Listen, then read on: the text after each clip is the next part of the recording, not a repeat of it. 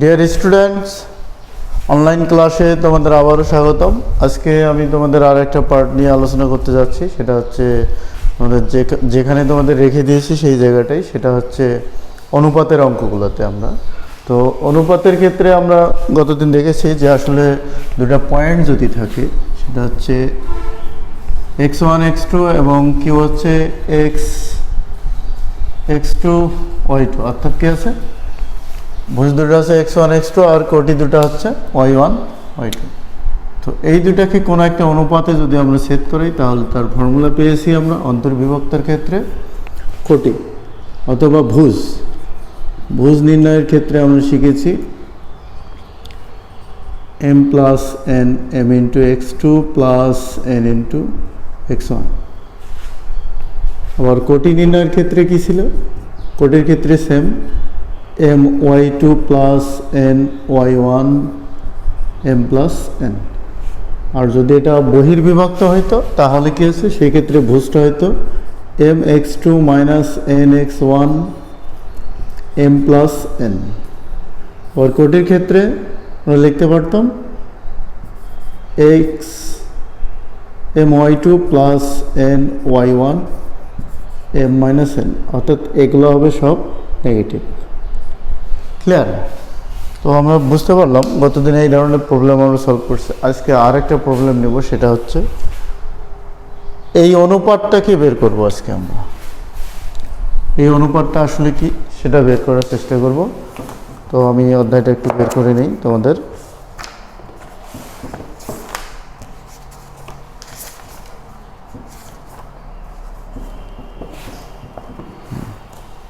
প্রশ্ন একটা নিয়ে নেই। সেই প্রশ্নটা হচ্ছে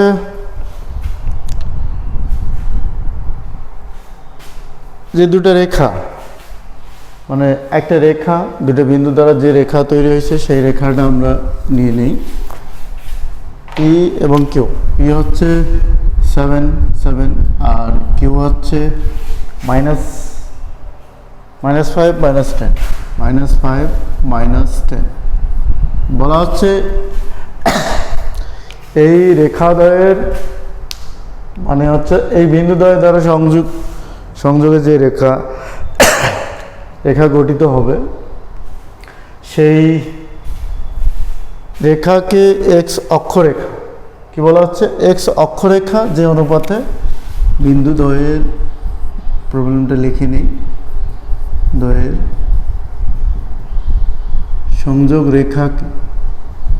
রেখাকে এক্স অক্ষরেখা যে অনুপাতে অন্তর্বিভক্ত করে তা নির্ণয় করো। এর একটা প্রবলেম নিলাম আমরা। তো প্রবলেমটার ক্ষেত্রে খেয়াল করে দেখো যে এক্স অক্ষরেখা সেট করতেছে, তো এই অনুপাতটা নির্ণয় করতে বলতেছে। তো আমরা অনুপাতটা ধরে নেই, যে ধরি, প্রবলেমটা আগে সলভ করি। ধরি পি 7 7 ও কিউ -5 -10 এর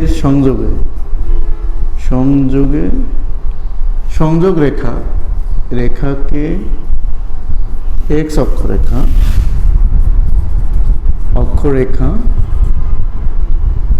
k:1 অনুপাতে অন্তর্বিভক্ত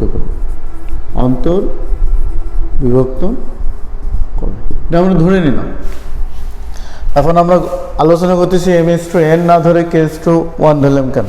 খেয়াল করে দেখো, আমরা m:n ধরেছি, অর্থাৎ m/n:1 এটা তো আমরা লিখতে পারি। তো এটার পরিবর্তে k ব্যবহার করলে আমাদের কি হচ্ছে, রাশিটা একটু ইজি হচ্ছে। অর্থাৎ mn দুটো অংশ ব্যবহার না করে আমরা একটা ব্যবহার করতে পারতেছি। অর্থাৎ এইটুকু অংশকে যদি আমরা k ধরি তাহলে k:1 লেখা সম্ভব। এই জন্য আমরা একেবারেই কী করলাম, k:1 ব্যবহার করতেছি।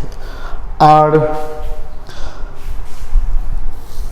এই কোশ্চেনটার আমরা ডিটেলস একটু আলোচনা করব, পাশাপাশি দেখবো এই ধরনের কোশ্চেনগুলোর শর্টকাট অ্যান্সার কী হয় সেটাও আমরা আলোচনা করব। একবারে শর্টকাটটা কীভাবে তৈরি করা যায় সেটাও আমরা চেষ্টা করব বের করার। আর আমি তোমাদের পূর্বেই বলেছি, হয়তো বা পূর্বের ক্লাসগুলোতে, অন্যান্য ক্লাসে বলেই রেখেছি যে আসলে শর্টকাটগুলো আমরা নিজে তৈরি করা শিখব। যখন আমরা তৈরি করা শিখতে পারবো তখন দেখা যাচ্ছে আমরা নিজেই বিভিন্ন ধরনের শর্টকাট বানাতে পারবো। এই জন্যে খেয়াল রাখবা যে শর্টকাটটা আসলে তৈরি হচ্ছে কীভাবে। একবারে সরাসরি মুখস্থ করলে হবে, মুখস্থের জন্য তো অনেক বই আছে, বিভিন্ন বইয়ে শর্টকাটগুলো করে দেওয়া আছে, আমরা চাইলে ওখান থেকে নিয়ে মুখস্থ করতে পারি, কিন্তু মুখস্থ জিনিস তো বেশি দিন রাখতে পারবো না। এই জন্য আমরা কী করবো, শর্টকাট থেকে তৈরি করার প্রসেসটা দেখব, ঠিক আছে? তো আমরা আগে পয়েন্টটা বের করি, পয়েন্টটা কী করছে না করে সেটা আমরা দেখব না, আমরা আগে পয়েন্টটাকে চিন্তা করি যে এই দুটার বিন্দু দ্বারা গঠিত যে রেখাটা আছে তার অন্তর্বিভক্তকারী যে পয়েন্টটা আছে সেটা বের করব। তা অতএব অনুপাতে অন্তর্বিভক্ত করে ভাগ বিন্দুটি, অতএব ভাগ বিন্দুটি অথবা বিভাজন বিন্দুটি, আমরা যে কোনো একটা কথা বলতে পারি, ভাগ বিন্দু অথবা বিভাজন বিন্দু। নিয়ম কি আমাদের ছিল m plus n, m plus n, ভুজের ক্ষেত্রেও তাই, কোটের ক্ষেত্রে, অর্থাৎ কি আছে k প্লাস 1, অর্থাৎ অনুপাতে যারা যারা থাকবে তাদের সমষ্টি।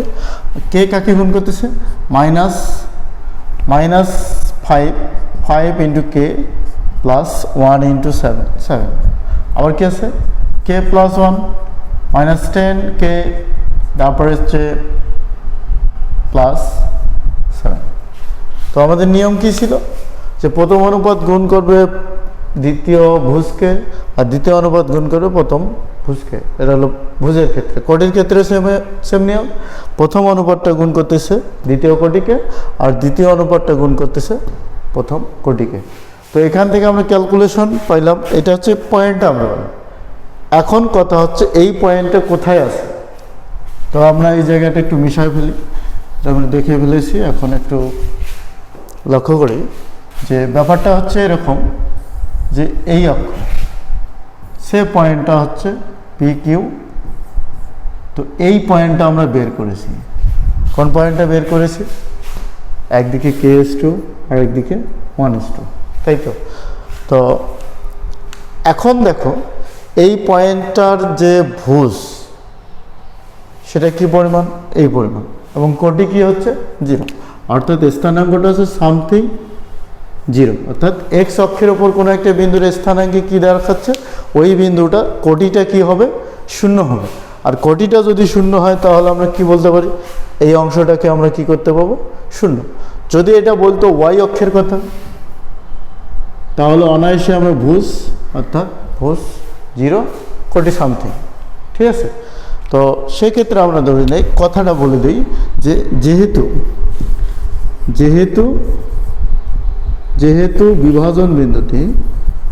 বিভাজন বিন্দুটি এক্স অক্ষে অবস্থিত,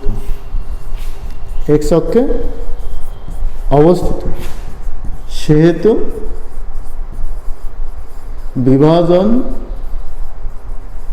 বিন্দুর কোটি 0, কি 0 হবে, কোটি 0। তো অতএব আমরা লিখতে পারি -10k plus 7 divides k plus 1 equal 0, -10k plus 7 equal হচ্ছে 0, আবার কি আছে k ইকুয়াল হচ্ছে 7/10।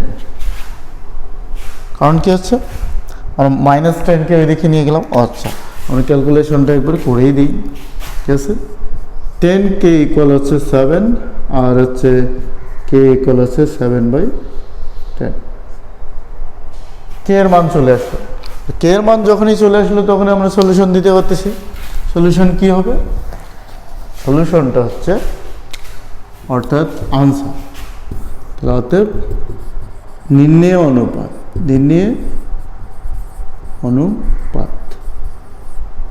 অনুপাত কি দাঁড়াচ্ছে, KS1, এটা আমরা ধরেছিলাম। তাহলে k এর মান হচ্ছে কত, 7/10 ইকুয়াল 1, আর হচ্ছে 7 ইকুয়াল তো না S2/10, এটা হচ্ছে অনুপাত। এখন যদি আমাদের বলতো যে ওয়াই অক্ষকে ছেদ করে, তাহলে অবশ্যই আমাদের বলতে হবে ভুজটা 0। এবং এই প্রশ্নটা এরকম হতে পারে যে x ও y অক্ষরেখা যে অনুপাতে অন্তর্বিভক্ত করে তা নির্ণয় করে। দুইটা পয়েন্টের কথা বলেছে, x ও y অক্ষরেখা যে অনুপাতে অন্তর্বিভক্ত করে তা নির্ণয়। তাহলে আমরা যখন x এর জন্য কাজ করব এই কাজটা, যখন y এর জন্য কাজ করব তখন কি করব, ভুজটাকে 0 ধরব। ঠিক আছে। আবার যদি প্রশ্নের মধ্যে এই কাজটা বলে যে x অক্ষরেখা যে অনুপাতে অন্তর্বিভক্ত করে তা নির্ণয় করো এবং বিভাজন বিন্দুটির স্থানাঙ্ক বের করো। আরেকটা অংশ আমাদের যোগ দিয়ে দিল, সেটা হচ্ছে ওই যে বিন্দুটা আমরা নির্ণয় করলাম তার স্থানাঙ্কটা বের করতে হবে। তো তার স্থানাঙ্কতে কি আছে, কোটি তো শূন্য, আমরা জানি কোটি শূন্য, শুধু ভুজটা নির্ণয় করতে হবে। তাহলে সমাধানে আমরা কি লিখব, সমাধানে লিখব যে এই কাজটার জন্য যে অতএব বিন্দুটির ভুজ কি ছিল, ভুজটা তো মিশাই ফেলেছি, সেটা হচ্ছে -5k + 7 আর k + 1, এটা ছিল ভুজ। তো ভুজটাতে আমরা k এর মান বসাই দিই, k এর মান কত ছিল 7/10, তো -5 7/10 + 7 আর হচ্ছে কি k 7/10 + 1। এটাকে আমরা ক্যালকুলেশন করবো। ক্যালকুলেশনের ধরনটা একটু চেঞ্জ করে নিতে হবে তোমাদের। আমরা আগে যেভাবে লসাগু করে সমাধান করতাম সেই প্রসেসটাকে আমরা একটু বাদ দিব। উপরেও লসাগু করলে 10 আসতেছে, নিচে লসাগু করলে 10 আসতেছে। তো এই ধরনের ক্রাইসিস মানে প্রশ্ন যদি সলভ করতে যাও তাহলে অবশ্যই খেয়াল রাখবা লসাগু বড় কোনটা হচ্ছে, উপরে 10 আসতেছে নিচে 10 আসতেছে, একই জিনিস আসতেছে, ওই জিনিসটা দ্বারা লাভ হরকে গুণ, আর যদি যেটা বড় আসবে সেটা দ্বারা গুণ। তো যেহেতু আমাদের লসাগু দুটারে 10 আসতেছে উপরে নিচেও, তা আমরা 10 দ্বারা গুণ করি। 10 দ্বারা গুণ করলে কত হবে, 5 × 7 = 35 -35 আর 7 × 10 = 70। আর নিচে আমরা যদি 10 দ্বারা গুণ করি 7 + 10, তাহলে কত আছে 35/17। ভুজ আসলো, বিভাজন বিন্দুটির ভুজ কি আসলো এটা। এবার যদি তোমাকে বলে বিন্দুটি, তাহলে হয়তো বিন্দুটি কি দাঁড়াচ্ছে, বিন্দুটি দাঁড়াচ্ছে 35/17 এবং 0। কারণ কি হচ্ছে, ওই তো মানে এই বিন্দুটা তো x অক্ষকে ছেদ করতেছে, তো যেহেতু x অক্ষকে ছেদ করতেছে তাহলে অবশ্যই কি হবে, কোটিটা শূন্য হবে। কোটিটা আমরা শূন্য অনায়াসেই দিতে পারি। কোটিটা কি আবার নির্ণয় করার দরকার আছে? অবশ্যই না, কারণ কোটি যেহেতু শূন্য আমরা কোটিটা নির্ণয় করবো না, শুধু ভুজটা নির্ণয় করবো। তাহলে এখানে প্রশ্নটা কি আসতে পারে, প্রশ্নটা প্রথমেই বলতে পারে যে দুটো বিন্দু দেওয়া থাকবে, দেখা যায় এই বিন্দু দুটার সংযোজক একাংশকে যে অনুপাতে x অক্ষরেখা ছেদ করে সেই অনুপাতটা বের করো, কিংবা x এবং y অক্ষরেখা যে অনুপাতে ছেদ করে সে অনুপাত দুটি বের করো। x অক্ষ ছেদ করলে একটা অনুপাত আসবে, y অক্ষ ছেদ করলে একটা অনুপাত আসবে। তার মানে x y দুটাই একসঙ্গে ব্যবহার করা যায়। আবার আরেকটা প্রশ্ন হতে পারে যে x অক্ষরেখাকে যে অনুপাতে ছেদ করে সেই অনুপাত বের করো এবং বিভাজন বিন্দুটি বের করো। x অক্ষ যখন বলবে শুধু ভুজ নির্ণয় করব তাহলে স্থানাঙ্ক হয়ে যাবে। যদি y অক্ষের কথা বলে যে বিন্দুদ্বয়ের সংযোজক রেখাংশকে y অক্ষরেখা যে অনুপাতে বের করে তা বের করো এবং ছেদ করে তা বের করো এবং বিভাজন বিন্দুটি বের করো, সেখানে আমরা ভুজটাকে 0 দিয়ে বাকি অংশটাকে বের করে যা আসে কে এর মান বসাই দিয়ে সলভ করো। ঠিক আছে। তো এই টাইপটা আমরা সুন্দরভাবে শিখলাম এবং এই কোশ্চেনটাই দেখব যে আসলে আমাদের অবজেক্টিভের জন্য কি করব। অবজেক্টিভের জন্য উত্তর হচ্ছে আমাদের চেষ্টা করতে হবে 1 মিনিটের প্রশ্নটাকে অনেক সময় কমানোর চেষ্টা করব। তো দেখো আমরা কতটুকু সময় কমাতে পারি, আমরা এটার বিস্তারিত আলোচনা করব অবশ্যই। তার আগে একটু খেয়াল করে দেখো যে উত্তর আমাদের কী ছিল, 7 10। আসলে খেয়াল করে দেখো যে যখন আমরা বলতেছি x অক্ষকে ছেদ করে তাহলে অনুপাতটা হচ্ছে এই যে কোটি আর এই যে কোটি, অর্থাৎ কি আছে কোটিদ্বয়ের অনুপাতটাই হচ্ছে অ্যান্সার। প্রশ্নেই আমাদের অ্যান্সারটা আছে, যখনই তোমাকে প্রশ্ন করতেছে তখনই আমাদের অনুপাতটা বোঝা যাচ্ছে। তাহলে অনুপাতটা কি ভালো করে খেয়াল করো যে যদি কখনো এক্স অক্ষরেখার কথা বলে থাকে তাহলে অবশ্যই কোটিগুলোর অনুপাত হচ্ছে অ্যান্সার। অর্থাৎ কি আছে, প্রথম কোটি হচ্ছে 7, দ্বিতীয় কোটি হচ্ছে 10। হ্যাঁ, এখানে তোমাদের আর একটা প্রশ্ন থাকতে পারে, সেটা হচ্ছে অ্যান্সার তো নিলাম কিন্তু এর মাঝে তো একটা মাইনাস ছিল। হ্যাঁ, মাইনাসটা খুবই গুরুত্বপূর্ণ একটা কথা। যদি নেগেটিভ আসে তাহলে অন্তর্বিভক্ত, আর যদি নেগেটিভ অর্থাৎ কি আছে বিপরীত চিহ্ন, একটা প্লাস একটা মাইনাস যদি আসে তাহলে অন্তর্বিভক্ত, আর যদি একটা দুটাই প্লাস তাহলে বহির্বিভক্ত, কিংবা দুটাই যদি মাইনাস হয় তাহলে অন্তর্বিভক্ত। মাথায় রাখো, এই অবজেক্টিভটা দেখো আমরা 2 সেকেন্ডেই সলভ করতে পারলাম। নিয়ম আমরা শিখবো কেন এটা সম্ভব।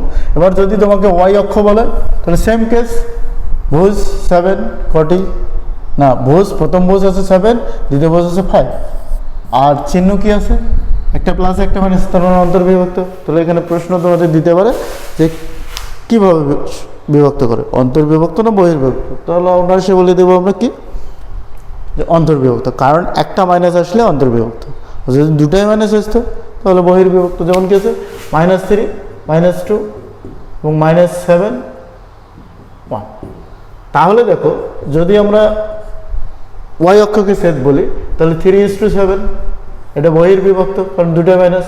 আর 2:1 যদি এক্স অক্ষের কথা বলা হয় তাহলে অন্তর্বিভক্ত। তাহলে এক্সটা অন্তর্বিভক্ত করছে আর ওইটা বহির্বিভক্ত, মানে চিত্রটা দাঁড়াচ্ছে এরকম যে অন্তর্বিভক্ত কীরকম, যে এটা এ, এটা বি, এ বিকে সেট করলো পি, এটা হলো অন্তর্বিভক্ত। কিন্তু এটা আর ওয়াই অক্ষরেখা সেট করছে, দেখো এ বি এর বাইরে সেট করলো, এটা হচ্ছে বহির্বিভক্ত। ক্লিয়ার? তো আমরা এ ধরনের একটা প্রবলেম সলভ করলাম সুন্দরভাবে, অবজেক্টিভও দেখলাম যে 2 সেকেন্ডে সলভ করতে পারতেছি। এবং আমরা প্রসেসটা দেখি আসলে এই শর্টকাট বানানোর প্রসেসটা কী ছিল, একটু ভালো করে খেয়াল করো। উত্তর আমাদের সাথেই ছিল, আমরা কখনোই খেয়াল করি নাই, তো খেয়াল আমরা এভাবে করব। দেখো আমরা দুটো পয়েন্ট দিলাম আমাদের মনের মতো, সেটা হচ্ছে পি x1 y1, আরেকটি কিউ নিলাম x2 y2। তো এটা হচ্ছে পি পয়েন্ট, এটা হচ্ছে কিউ পয়েন্ট। সে পি কিউ আমরা কি করলাম, যোগ করলাম। এখন এটা হচ্ছে আর বিন্দু, আর বিন্দুটা কি করছে, এটা অনুপাতে সেট করছে। অনুপাত দুটো লিখে ফেলি, সেই অনুপাত দুটো হচ্ছে একটা হচ্ছে এম আর একটা হচ্ছে এন। আমাদের বের করতে হবে m/n কত আসে। ঠিক আছে? তো আমরা এখান থেকে যদি আমরা একটা লম্বটা নিই তাহলে কি দাঁড়াচ্ছে, এটা হচ্ছে y1 আর এটা হচ্ছে x1। এখান থেকে যদি আমরা একটা লম্ব দিই তাহলে এটা হচ্ছে y2 আর এটা হচ্ছে x2। তো এখন পয়েন্টের দিকে যদি আমরা চিন্তা করি তাহলে এটা হচ্ছে, এই দুটাই পজিটিভ, আর এটা হচ্ছে সাধারণভাবে নেগেটিভ, ওটা হচ্ছে সাধারণভাবে নেগেটিভ। কারণ কি হচ্ছে, x ধনাত্মক, y কি হচ্ছে ঋণাত্মক। ঠিক আছে? তো এখন দেখো এই যে আমরা একটা কাজ করলাম, এটা হচ্ছে y2, দূরত্বের ক্ষেত্রে y2 ব্যবহার করছে, আর পয়েন্টের ক্ষেত্রে আমরা নেগেটিভ দেখাচ্ছি, তার মানে তার অবস্থানটা নেগেটিভ নির্দেশ করতেছে। তো দুইজন দুই পাশে আছে। এখন দেখো যে এই যে ত্রিভুজটা, দুইটা ত্রিভুজ আমরা পাইলাম, এই ত্রিভুজ অনায়াসে সমকোণী ত্রিভুজ। আমরা একদম শুরুতে যেটা শিখেছি, ত্রিভুজটা অনায়াসে কি সমকোণী ত্রিভুজ। তাহলে প্রথম কাজ হলো এরা সমকোণী, তাহলে বিপরীত কোণগুলো সমান, বিপরীত কোণগুলো সমান। তার মানে এই কোণের সমান এই কোণ, এই কোণের সমান এই কোণ তো আসেই। তাহলে আমরা অনায়াসে বলতে পারি না এটা সদৃশকোণী ত্রিভুজ। আর সদৃশকোণী ত্রিভুজের বৈশিষ্ট্য কী ছিল আমরা সুন্দরভাবে আলোচনা করছি। বৈশিষ্ট্য কী ছিল, এদের অনুরূপ বাহুগুলোর অনুপাত সমান হয়। সুন্দর একটা কথা যে দুটা ত্রিভুজের কোণগুলো যদি সব সমান হয় তাহলে আমরা অনায়াসে বলতে পারবো যে এদের অনুরূপ বাহুগুলোর অনুপাত সমান হবে। আচ্ছা, অনুরূপ বাহু কি? অনুরূপ বাহু হচ্ছে m/n, এই বাহু অনুরূপ, এই বাহু তো অনুরূপ। তাহলে আমরা লিখতে পারি না y1 y2, এই যে একটা মাইনাস আছে, সামনে মাইনাস আসতেছে না, তো মাইনাস বলতে আমরা কি বুঝতেছি, অন্তর্বিভক্ত। এক্স অক্ষরেখা কীভাবে সেট করতেছে, অন্তর্বিভক্ত। তাহলে খেয়াল করো তো, এই y1 কি প্রথম কোটি, তাহলে আমরা অনুপাতটা লিখতে পারি না, অনুপাত নির্ণয়ের সূত্র হচ্ছে প্রথম কোটি ভাগ, এটা কোন কোটি, বিন্দুর দ্বিতীয় কোটি, দ্বিতীয় কোটি কিসের ক্ষেত্রে, এক্স অক্ষরেখা সেট করলে, রেখা সেট করলে। ক্লিয়ার? আর যদি ওয়াই অক্ষরেখা সেট করে, এই জায়গায় যদি দুটো পয়েন্ট নিয়ে আমরা কাজ করি, সেম কেস, একই হিসাব আসবে, এই জায়গায় হিসাবটা আসবে। তো সেট করলে অনুপাতটা দাঁড়াবে প্রথম ভুজ